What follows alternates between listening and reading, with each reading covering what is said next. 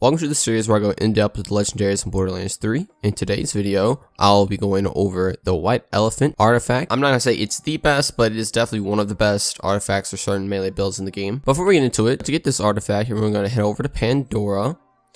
You're gonna want to go to the Guts of Carnivora, and you're gonna be farming the Agonized 9000 or Pain and Terror. And he's going to be right here in this little arena. So you're going to spawn in right here, just work all the way up through here. There will be a checkpoint right here, and there's also a vending machine, and you can farm forward over and over again right here. So what the White Elephant does, it has a 30% chance to apply a sticky bomb on a melee hit. This is very good paired with the Face Puncher, as it pretty much just lets you shoot grenades out, as you can see right here. All the sticky bombs are going to be a random element, and as you see with something with the Face Puncher, it shoots them out like every single time.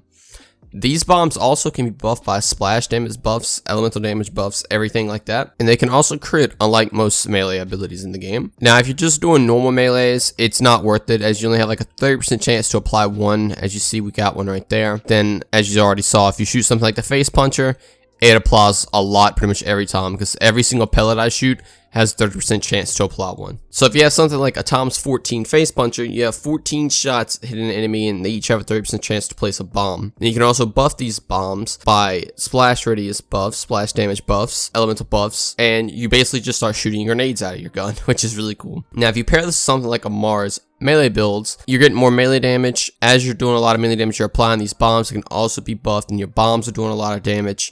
And as you can see with all that, it just starts to add up and everything synergizes really well, and you do a lot of damage to a lot of things.